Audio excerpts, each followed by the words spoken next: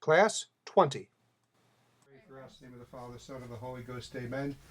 And the great thing about doing the 5 ways of St. Thomas today is St. Thomas Aquinas' feast day. Oh. March 7th.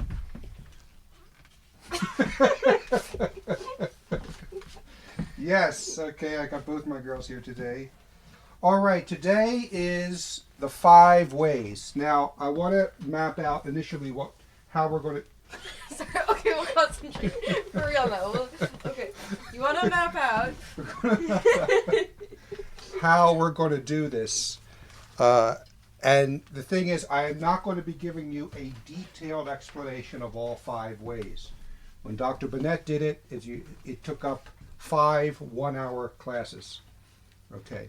And we're not going to do that because remember, this Aquinas Alive course is merely an introduction to get you used to the terminology of scholastic philosophy, the structure, the reasoning, how it all works. The way of thinking. The way you think, so that in the future, God willing, when you do study it, you're not going to be getting it all for the first time.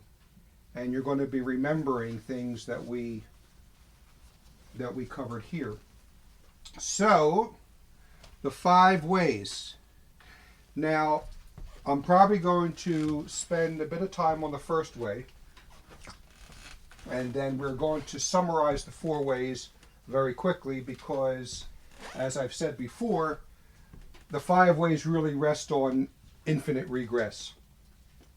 That you can't, when you have something and you're trying to find the cause of it, you can't go back infinitely of one thing causing another, causing another, back. You can't do that infinitely any more than you could have a freight train moving that has no engine pulling it or pushing it. Okay, but we'll get to that a little later on. So the 5 ways are: proof from motion. Second, proof from efficient causality, which means for every effect there has to be a cause. Third, proof from possibility and necessity. That's in the order of being. There are everything we see is possible being, not necessary being. I'll talk about that when we get to it. Please do. Fourth, proof from gradation, the degrees of perfection. That's usually the most, well, I'll give you that. And number 4 is usually the one that's the most badly explained. So I hope I don't explain it badly as well. And 5th, proof from governance, which is finality. Okay, that all sounds very abstract. Like from a great expert speaking to other great experts. But actually we're going to see it's very simple because it follows what Dr. Bennett says is the natural metaphysics of human intelligence. It's just the way we think. It conforms to the way that we think. So, how the mind works. Now, a couple of things to say about the 5 ways from the get-go. By the way, this will probably be our last class in metaphysics. There is an awful lot more, that we could do. But we're into the first week of March. We've completed the first week of March, and this year we have to do philosophical psychology, philosophy of human nature, so that next year we can do ethics. So this will probably be our last class on metaphysics. We are just moving from metaphysics, the philosophy of being. We are just moving now into what's called natural theology. Natural theology means coming to an understanding and a knowledge of the existence of God by the sheer operation of human reason. Now, I don't have the exact quote, but Vatican I teaches dogmatically. It teaches dogmatically that God can be known, the existence of God can be known by the sheer operation of our human reason. We will come to the conclusion that everything that moves has to have a first mover. For every effect there has to be a cause. For every possible being there has to be a necessary being to bring it into existence. a proof from that there are degrees of perfection, and there must be some ultimate perfection, and also that the entire universe operates according to fixed laws. Therefore, it is the result of intelligence. It is being governed. It is the effect of an intelligence. Okay, and we're going to see all those work together to come to a nominal definition of God. We're not going to come to a knowledge of the Trinity with this.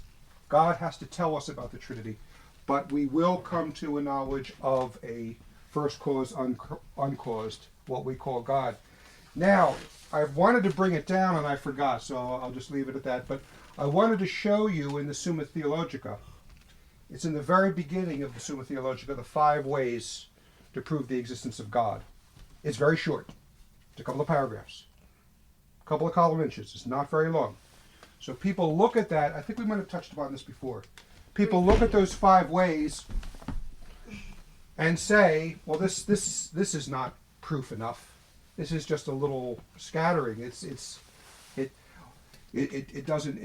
not strong enough by itself. What you always have to remember about the 5 ways is the 5 ways in the beginning of the Summa Theologica were never meant to be an exhaustive treatment of the proofs for the existence of God, because, and none of them come to mind at the moment, but St. Thomas Aquinas actually has more than 5 ways to prove the existence of God, but these are the most popular. These are the ones that kind of summarize the basics of what we need. And you have to remember that the students of his time would have had, before they studied theology, they would have had a complete formation course in philosophy, in act and potency, in material formal, in the 4 causes, which are For efficient cause? No, efficient causes first. Okay. Efficient cause, formal cause, material cause, and final cause. Final cause, very good. Yeah. I They knew would. first the last one. They knew all that. I knew all of them first before you did. Okay.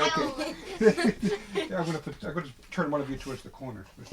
Anyway, but anyway, yeah. So they would have had an extensive knowledge of this.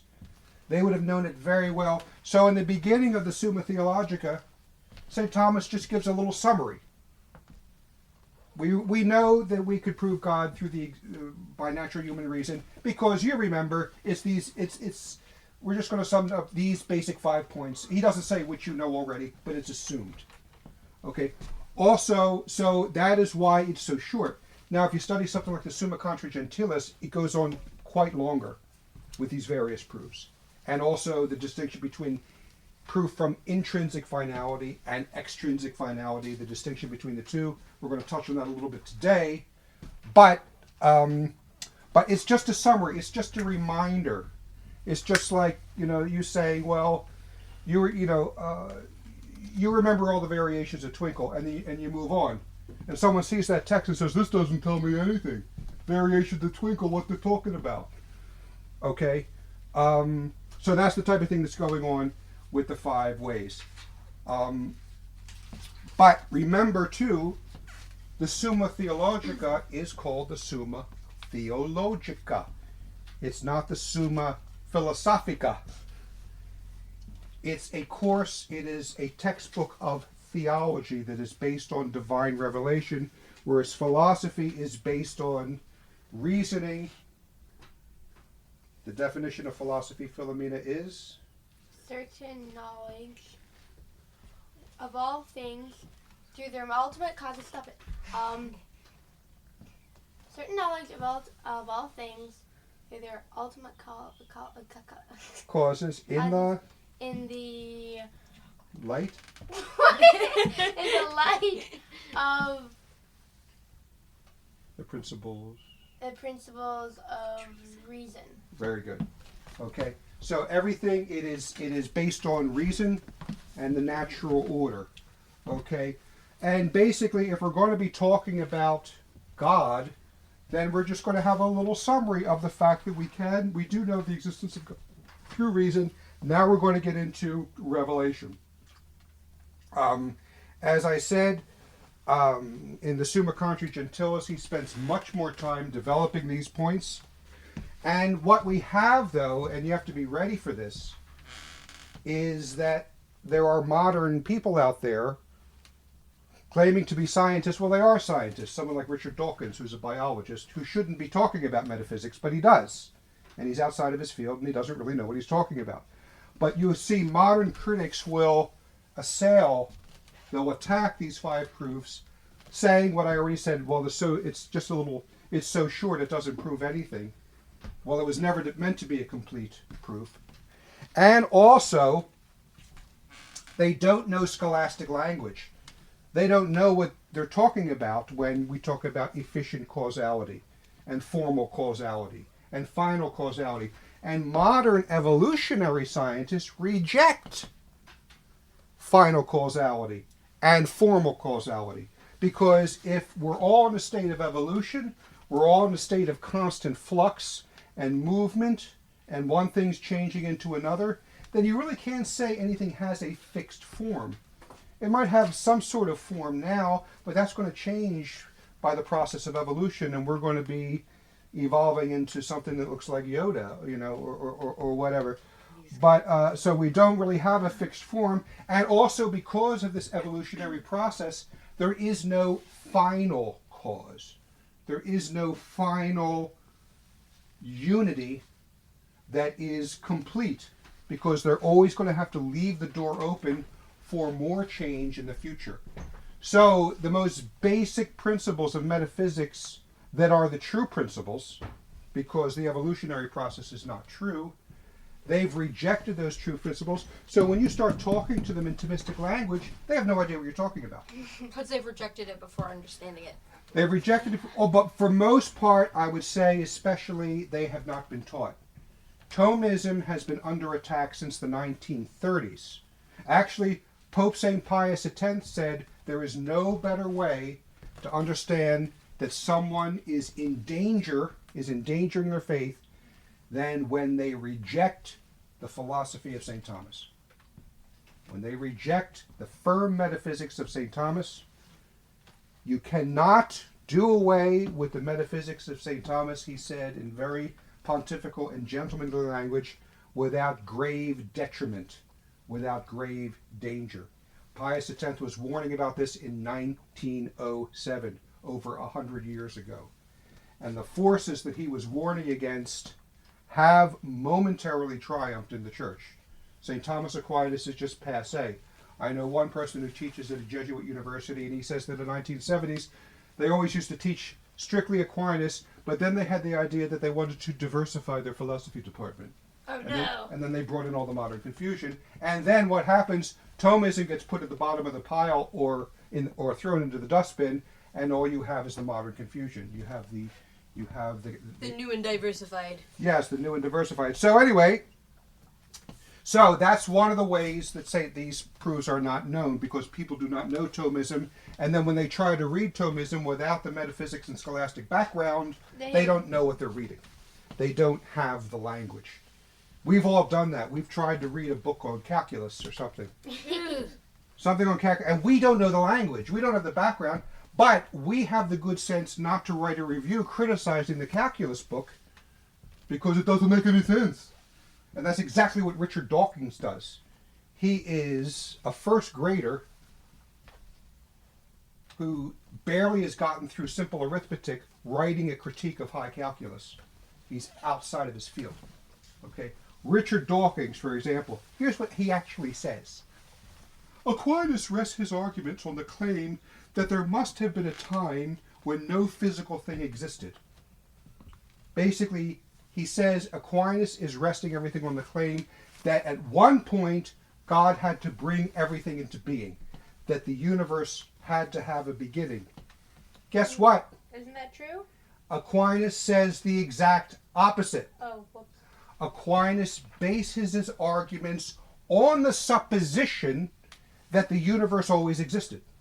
Because if God is eternal, it doesn't change the argument at all. If God is eternal, there is no reason why he could not be creating this universe from all eternity. you don't use a beginning in time to prove the existence of God. Oh, okay. Okay? Now, so for the sake of argument, first of all, St. Thomas Aquinas says you cannot know that the universe had a beginning from sheer human reason alone. That has to come from revelation. At one point, God has to reveal to Moses, in the beginning there was nothing, and then God made the world. Okay? And so that's how we know that, through revelation. Dawkins, writing, internationally acclaimed atheist, really giving religion a run for its money, he says the exact opposite of what Aquinas says, and then attributes it to Aquinas. And the only people who call him out on it are people like Edward Feser or Dr. Bonnet or Dr. Waters or people like that, and the press doesn't pay any attention to them. So youngsters going into college believe what they read with Dawkins because everybody's saying he's so wonderful. No, Aquinas gives absolutely no reason to think that the first cause of the universe is all-powerful, all-knowing, all-good, okay? Dawkins is saying that. Aquinas says he gives no reason to believe that this first cause is all-powerful and all-knowing, all-good. Well, if he would bother to crack open the Summa, he would see that Aquinas, and probably the Summa Contra Gentilis too, devotes pages and pages and pages to showing, we're not going to cover this here, this is the Roman natural theology that we're not going to cover, that once we understand the existence of God as the first cause, as necessary being, as the intelligence that put all the laws in the universe that everything follows, and because of the simplicity of God and the infinity of God, then every good thing on earth comes from God in its fullness, in its full power, including not only creation, but everything good that we see. Goodness, beauty, power, love. It all comes from this one being. St. Thomas Aquinas spends pages proving this, and Dawkins says he gives absolutely no reason to think this. And doesn't even footnote Aquinas, or doesn't refute him. That's the point, too. He just brushes it off. It's like somebody saying, well, Philomena doesn't play viola, and then just moving on. Okay? Somebody says, well, I saw Philomena playing viola. No, Philomena doesn't play viola. And then the world's press and the world's academe lets him get away with it. Oh, Philomena doesn't play viola. So what do the many modern people do? And if you read, I don't have it here, it's over there, Edward Feser's book, Atheism, Last Superstition, he gives a number of pages of the modern critics who everyone loves, like Christopher Hitchison and Richard Dawkins, their objections to the Five Ways, but what they do is they present a caricature of the Five Ways. They falsely represent the Five Ways, and then they attack that. Okay, it's not really an honest argument. So, and the main point is, as I said, that the poor college children going into college, they don't have any equipment to deal with this. All they know is that Richard Dawkins is an Oxford biologist. He's claiming science proves there is no God, so I guess science proves there is no God.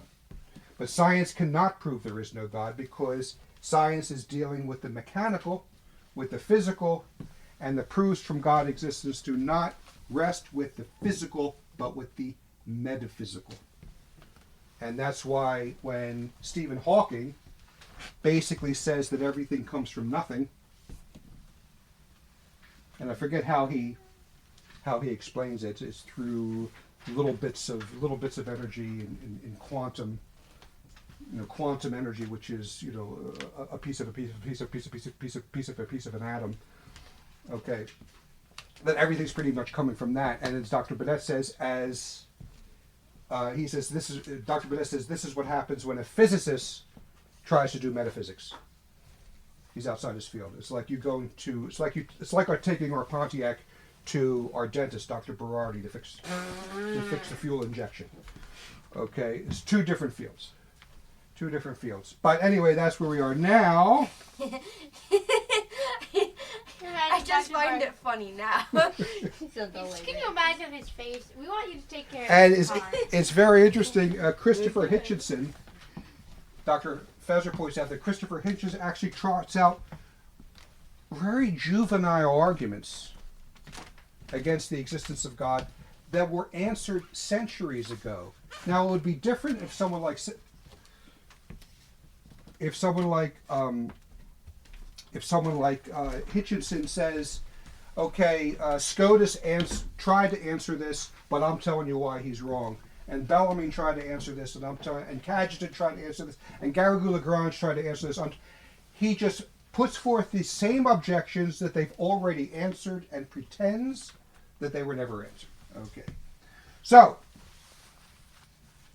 in his book, The End of Faith, again, popular atheist who's dead now, so he knows there is a God now,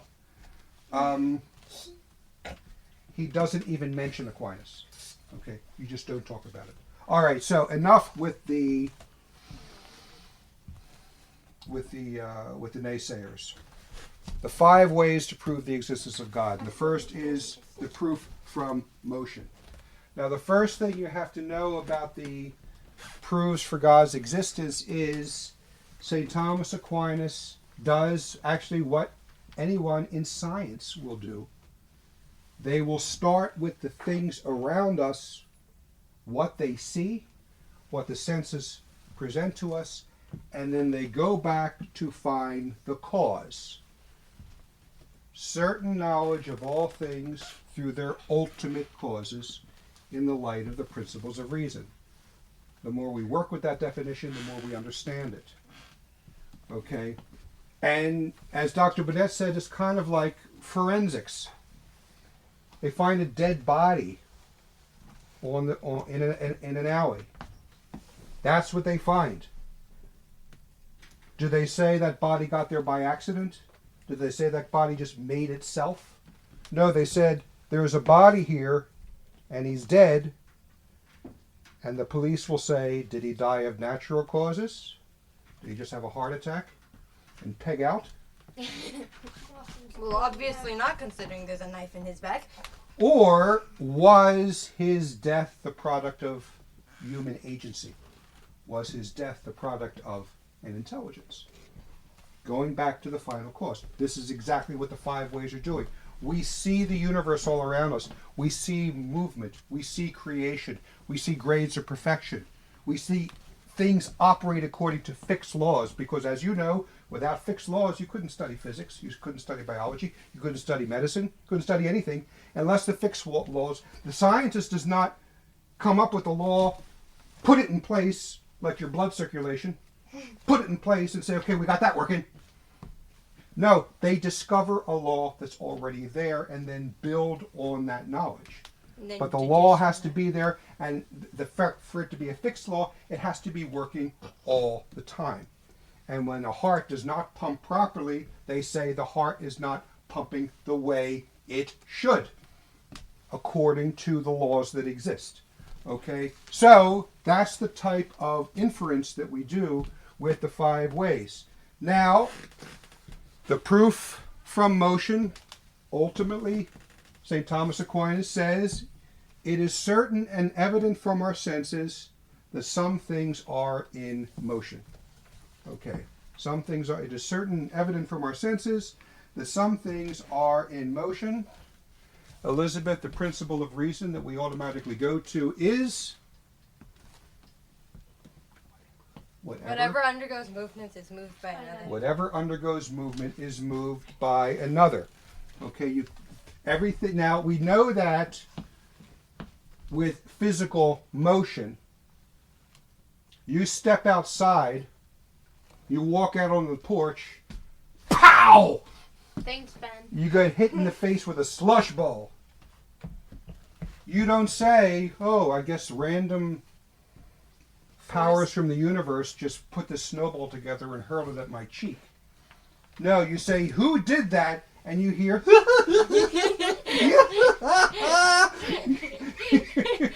you hear Connor and Benedict laughing from behind the porch, right? Okay. The natural metaphysics of human intelligence says, who did this? It doesn't say, this just happened by itself, so let me get on with my business.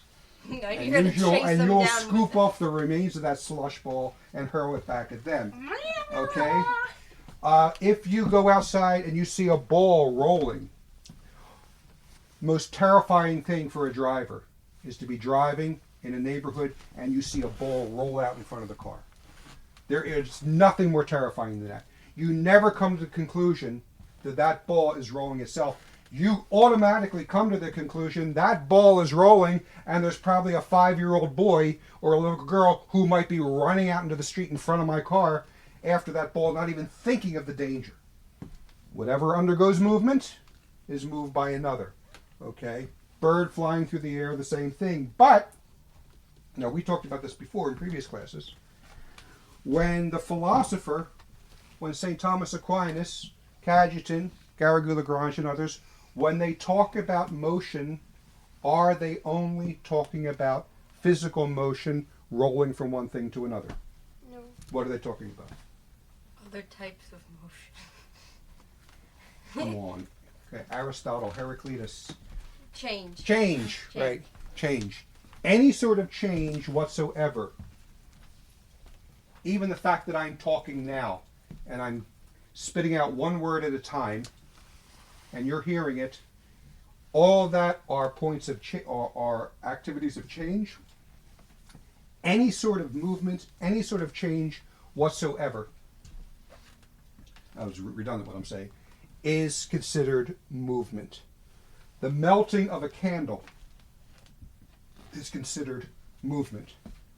Now, if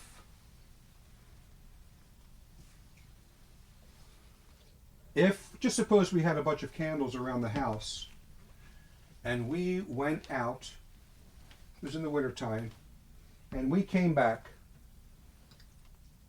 and we just suppose we had a candle in every room. And when we came back, every candle in the room, let me put it this way. Suppose we had one of those home monitors where we could, and we had cameras in our rooms, every one of our rooms, that we could check what's going on inside our house from our iPads in Philadelphia or somewhere else, if we were away from the house. And if we went from room to room and we saw that every one of those candles is melted, we would never come to the conclusion that that candle melted by itself. Something, now every candle has the potency to be melted down. But that potency will not actualize itself. Something has to actualize it. And in this case, what is the actualizing principle to bring that potency into act in a candle? Fire. The efficient cause. No, specifically. Someone like Cold or Heat. Hot. heat. Heat. Yeah. Okay. We would have to conclude that either there's a fire burning in the house, or somehow or other we bumped up the thermostat to 110 degrees before we left. Okay, the potency has to be actualized. No potency actualizes itself. Cold water has the potency to be hot water, but it only becomes hot when you put it in the fire. Same thing with a balloon. You have a balloon here. Actually, I use this on television. And you blow up the balloon.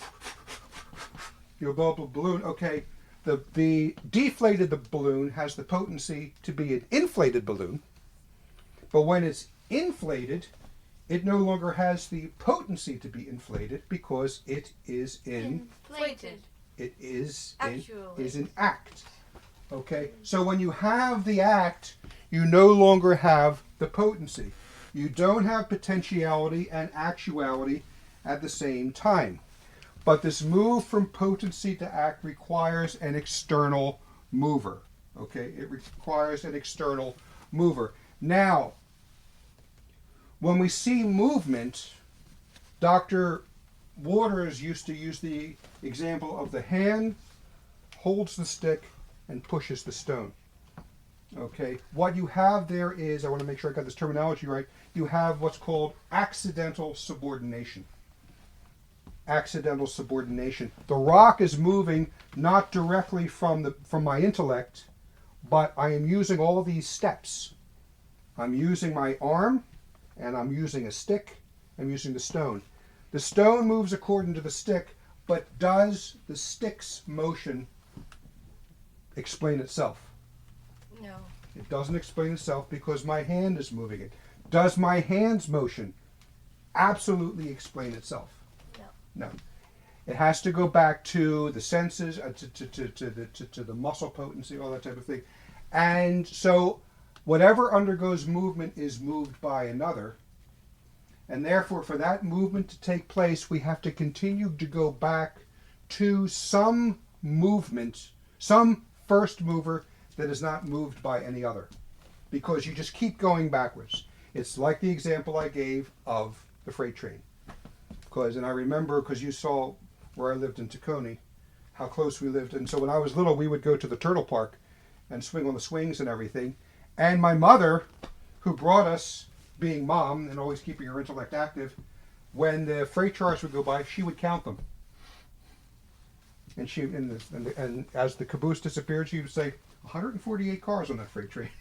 Right. I had forgotten about that until Mark Belmo reminded me of that in adulthood. You remember when we used to go to the park and your mother used to count the trains?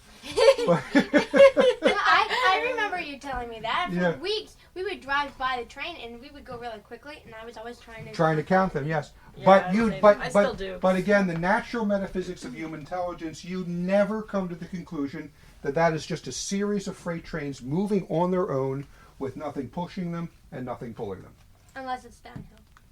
Even then, there is something else actualizing the potency, which is gravity. Mm-hmm. Okay? So, this is basically what we're saying with the first mover. And a very important thing about the first mover, we have to keep going back because all movement does not ultimately explain itself. And now I'm not expecting you to understand this right away, but there's the point that the Thomistic philosopher makes that many people do not understand is the proof from motion, God being the first mover, applies to the here and now. For me to get movement to talk right now, ultimately, if you have to keep going back to all these subordinated, all this accidental subordination, you have to get back to that first mover, the God who is giving me existence and giving me the power to move. The proof from motion does not mean going back into time. That's how, actually, when I was back, I wish I could, contact all my students.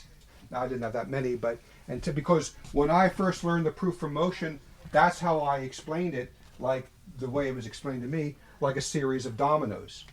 Okay, if you have a series of dominoes and you push it, the one dominoes, they keep falling, and ultimately you get to the end when the final domino is knocked over. Okay? That is movement in time. When the first domino falls and the second domino falls, it is no longer actively causing the other dominoes to fall. Because it's already done its job. It's accidental subordination, and it happened. But a number of people, including some Strump, I think, who wrote this, he's hailed as this great history of philosophy, writing a great history of philosophy. He explains the first way by using dominoes. And that is going back into time, and that is mistaken.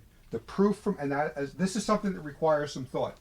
I had to think about it for quite a while before it really started to click. Of course, we're not used to thinking in these stark logical terms.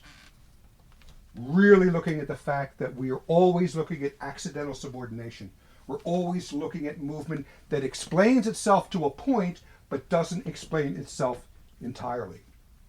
And that is the clear thinking Aquinas and the Scholastics. That's what they do. And that's one of the reasons why he's misunderstood, because, as I said, modern man is not trained in this type of thinking. You're educated to become a computer scientist. You're educated to become an accountant. You're insanely great at one thing, and oftentimes, to quote Evelyn Waugh, you're a small part of a man pretending to be the whole. And you don't have this type of formation. So, same thing too, accidental subordination. You, two, are the product of mommy and me. And we'll just go with mommy. And mommy, well, I'll go with me. Okay, so daddy, but I am the product of my parents. And they are the product of their parents. And they are the product of their parents. And this is accidental subordination over time. It kind of goes into the area of cause and effect. But my father is dead. My grandfather is dead. My great-grandfather is dead. They don't have to be in order to give me existence now. And that's what we're talking about. The fact that the type of movement and the type of cause and effect that we're dealing with is all right now in time. Right now in time. I'll leave it with that because it requires some thought. But does it at least make sense what I'm saying? Mm-hmm. Yeah, a little bit, yeah. Yeah. Yes. Yeah. Because you can't go to infinity.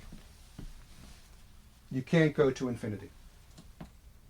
Any more than you could have a freight train that has nothing pushing or pulling it. And we talked about this before. I don't know if Philomena was here for this.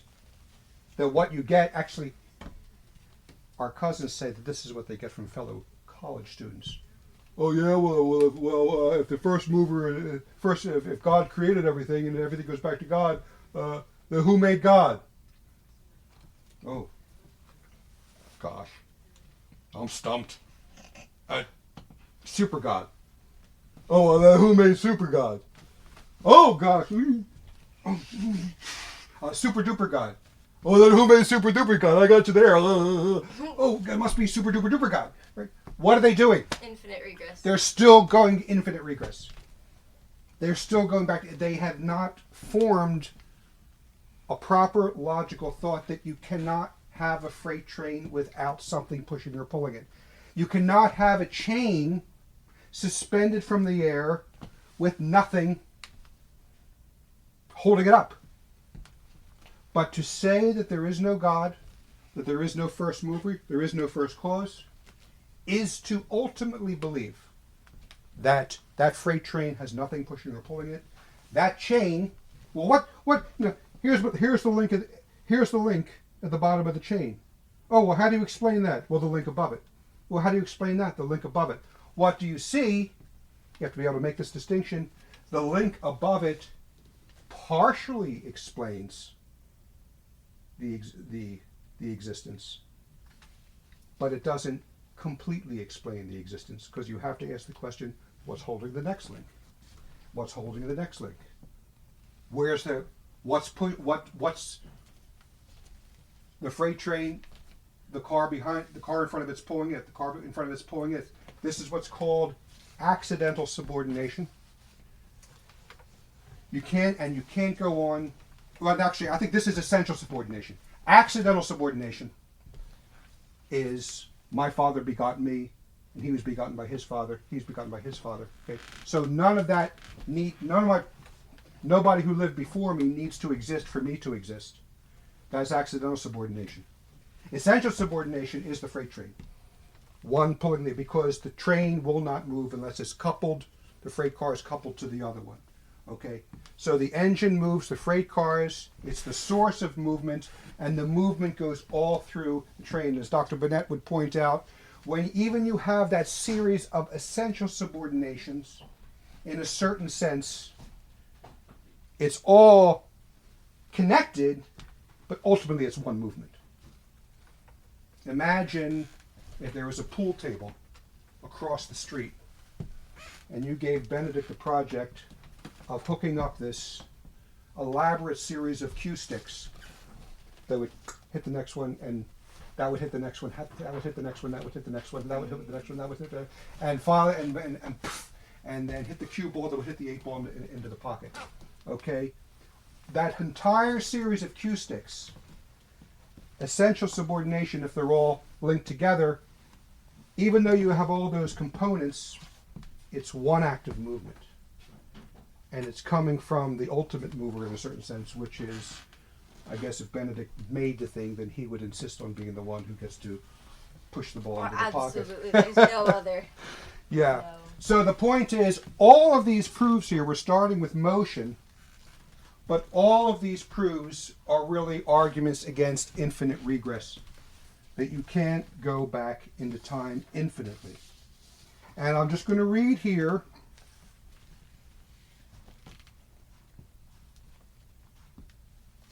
what Feser says, because ultimately what we're talking about with the first movement is going from potency to act, and that nothing can actualize itself. That's why studying potency and act is one of the first things we did. And you have to have an understanding of potency and act before you can tackle the 5 ways. All right? Here's what Feser says. As with the railway cars, because he gives that example, the series 2 must terminate in the first mover, which moves all the others. Indeed, moves through the others, as I said, one movement. Now, a first mover in such a series must be itself unmoved or unchanging, for if it was moving or changing, that is itself going from potency to actual act, then there would have to be something outside of it actualizing the potency, in which case it would not be the first mover. Simple enough. You get it, Philomena? Is it starting to click a little bit? A little bit. The only way to stop this infinite regress and arrive at the first member of the series is with a being whose existence does not need to be actualized by anything else. The series can only stop, that is, with a being that is pure actuality, pure act, to use the scholastic phrase, with no admixture of potentiality whatsoever. And that being is what we call God. He is pure act. Moses said, "Tell us your name."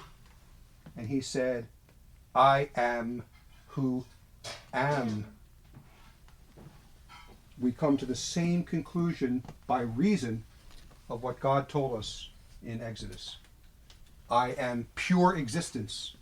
I am pure act with no potentiality.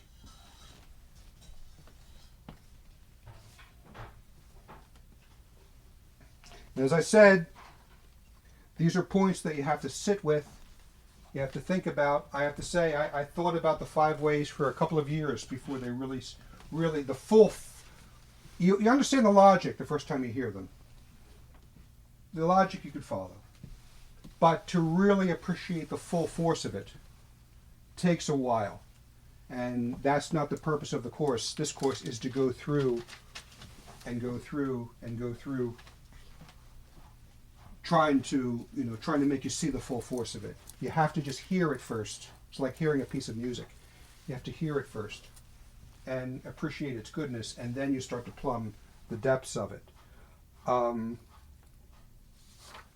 So, there's something else I wanted. Oh, and that is why Dr. Waters would be asked, you probably heard him say this, people would say to him, "Do you believe in God?" And he would say, "No. I know God exists, and I know it through a process of of scientific reasoning. Because metaphysics is not clouds and puffs in the air where there are no wrong answers, as one person we know said.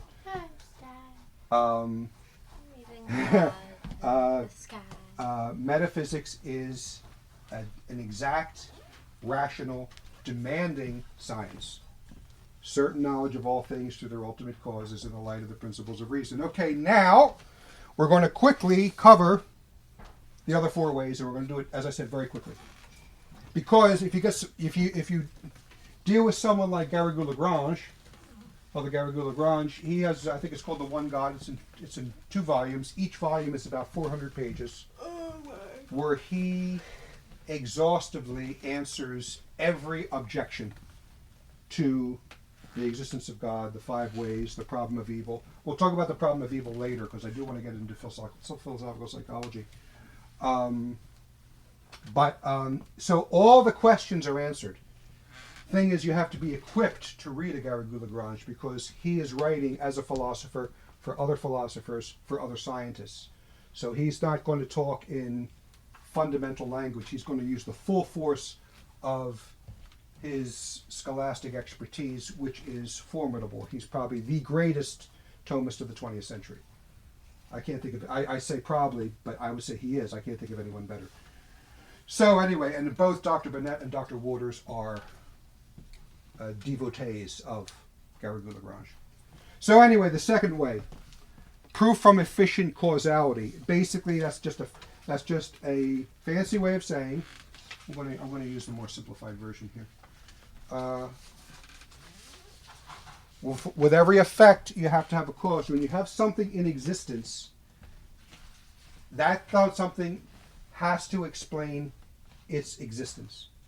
And if it's not the source of its own existence, then something else has to cause it. It's just that simple. Cause and effect. Something else has to cause it.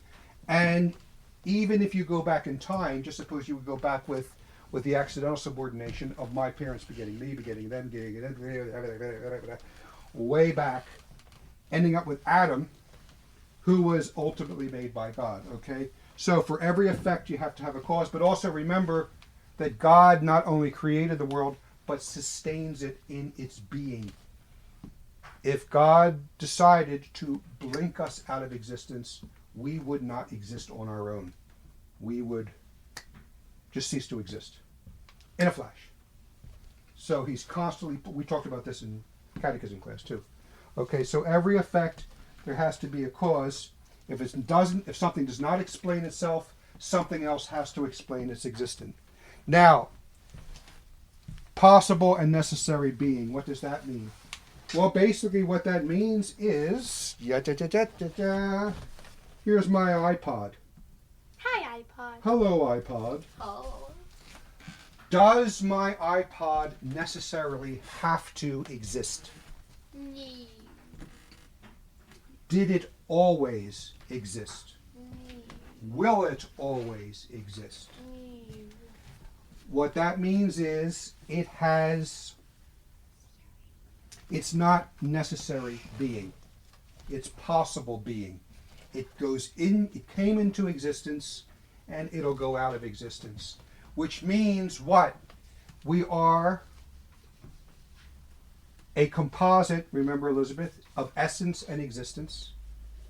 We don't have existence. By our very nature, we participate in existence. Because if we had existence by our very nature, then guess what? We would be God. We would always be. Or we would always be. Yeah. And if the created world had existence by its very nature, then it would always be. Cousin Stephen's little dog, Pokey, would still be. I'm sorry. That the other poor little dog, the little Lambda. Lambda that got hit by a car. Okay, that would still be. I like All right, that. it would still be. The fact that things have possible being and don't have being on their own, well, if something doesn't exist, it can't give itself existence, because that's absurd. Something else that has existence must give the existence. And we have to, even if you want to go through a series of essentially subordinated causes, that doesn't matter at this point. The point is that you have to come to one being who is being all itself, who is not relying on his being for anything else, who has being by his very nature, whose essence and existence are one, and that being is what we call God. These are all called nominal definitions of God. In other words, the names we give to God. Okay? Fourthly, the proof from gradation, degrees of perfection. Now, both Dr. Waters and Dr. Burnett say this fourth way is usually explained badly. So I'm going to try as close as possible to explain it the way they explain it. Basically, when we read about it, we see that there are various grades of perfection. You can see that every week in Suzuki. Oh goodness, yes. Okay, not only amongst the youngsters growing into young adulthood, the grades of perfection of how they play, but also even amongst people in your own age group, there are grades of perfection. There are grades of perfection in maturity. There are grades of perfection in intelligence. There are grades of perfection in everything. Okay, and so we have these gradation of perfection, and basically the conclusion is that there must be some being that has all things in their perfection, of which we only see gradation of, and that being is God. And the way Dr. Burnett explains it is we're really talking about when you're talking about limited perfection and gradations of perfection, you're really talking about limitations of being. Limitations of being.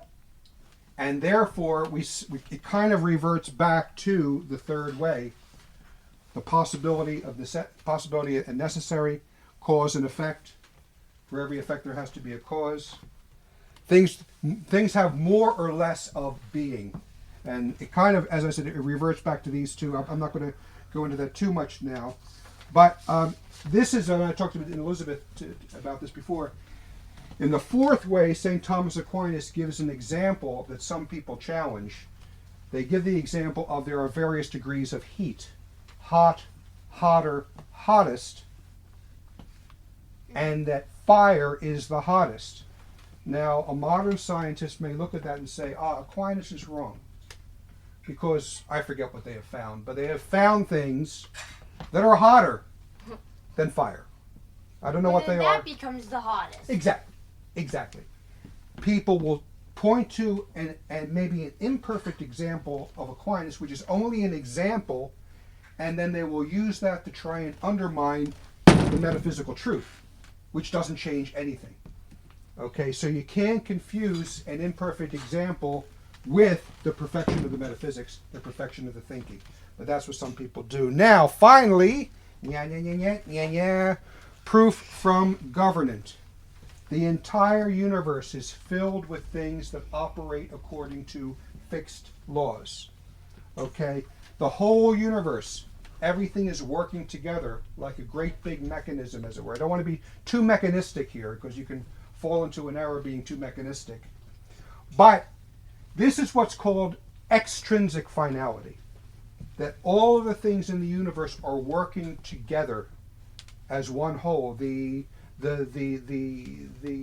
earth and the stars and the planets and all and everything and everything we see on earth. Okay, that's the whole of creation working together. Okay, that's extrinsic finality.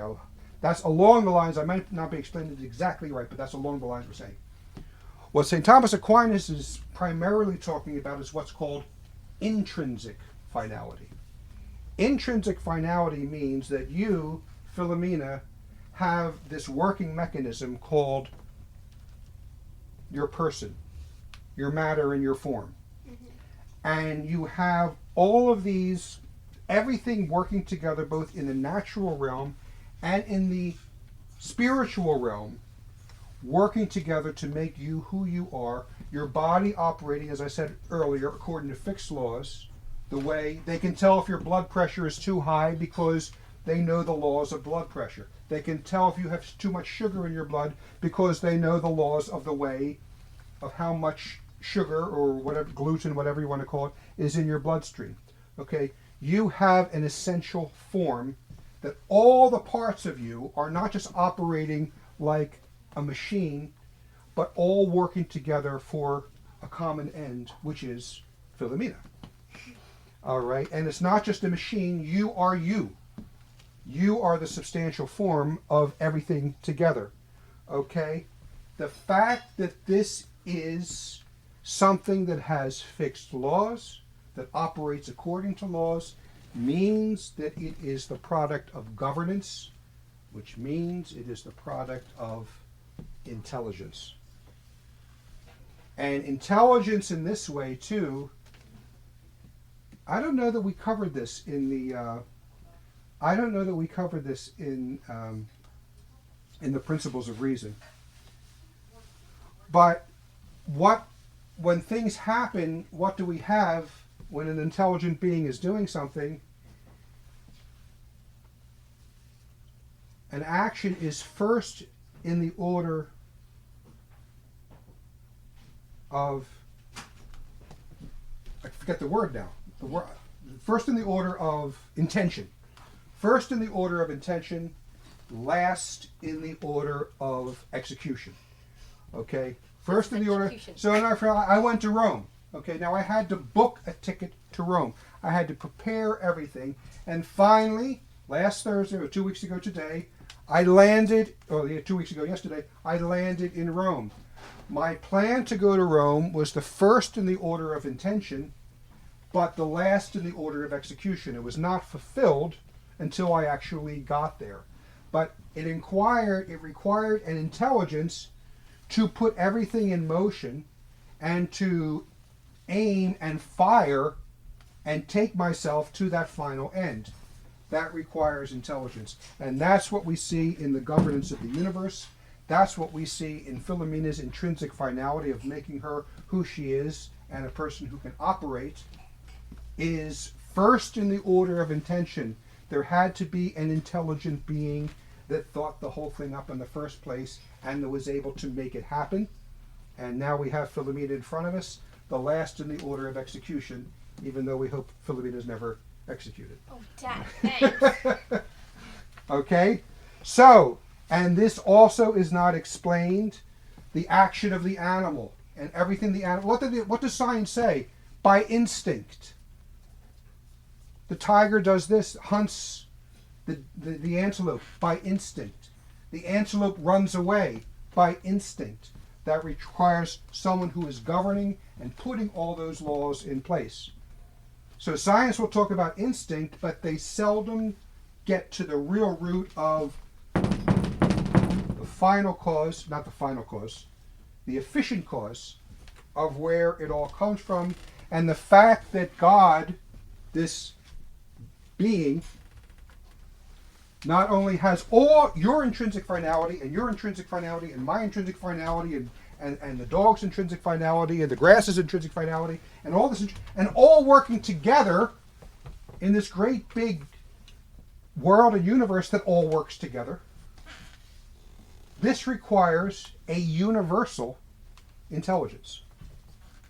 And that universal intelligence, this principle of governance that had first in the order of intention to make it and last in the order of execution that it now exists, that is whom we call God. And as we know with the 5 ways, you don't take any one of these all by themselves. They all work together. We come to the conclusion that God is the first mover unmoved. He is also the first cause uncaused. He is also necessary being that doesn't require any other being for his existence.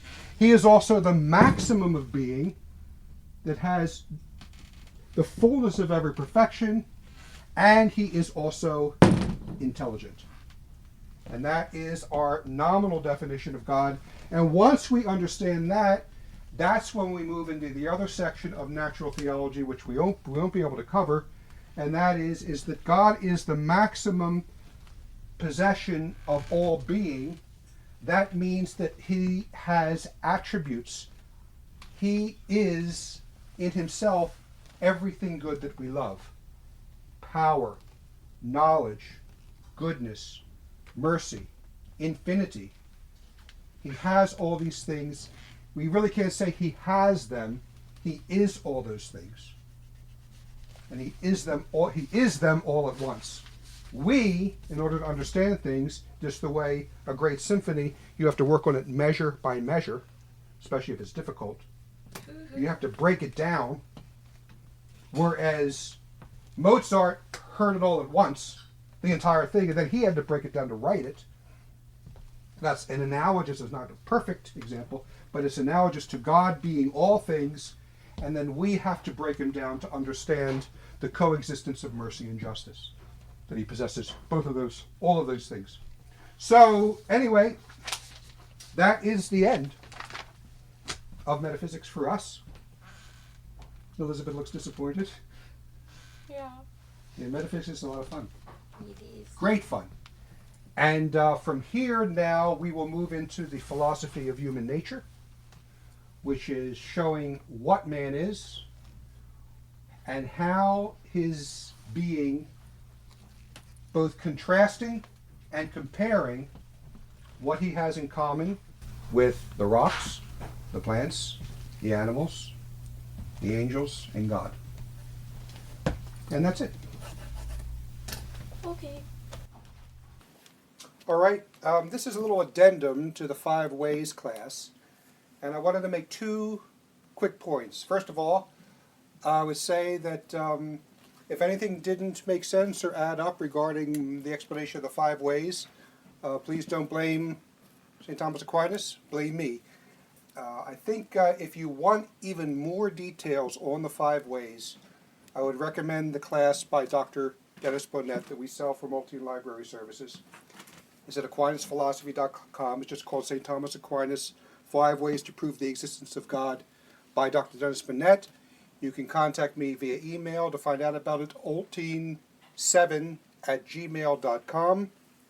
And secondly, I don't think I really listed the 5 ways in the class, so I'll do it here as we close. The 5 ways are the first, proof from motion; second, proof from efficient causality; third, proof from possibility and necessary; fourth, proof from gradation, that is, degrees of perfection; and fifth, proof from governance, finality. All things working towards an end is the result of an intelligence. So that's it, and we will now move on to a little introduction to the philosophy of human nature, otherwise known as philosophical psychology.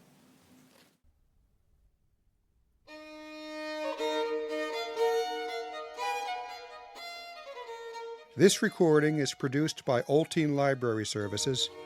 Visit us on the web at www.olteen.org. That's www.oltyn.org, olteen.org, or write to us at Olteen Library Services, 2316 Delaware Avenue, PMB 325, Buffalo, New York, 14216. Please check our website or ask for our catalog of traditional Catholic cassettes, CDs, and DVDs.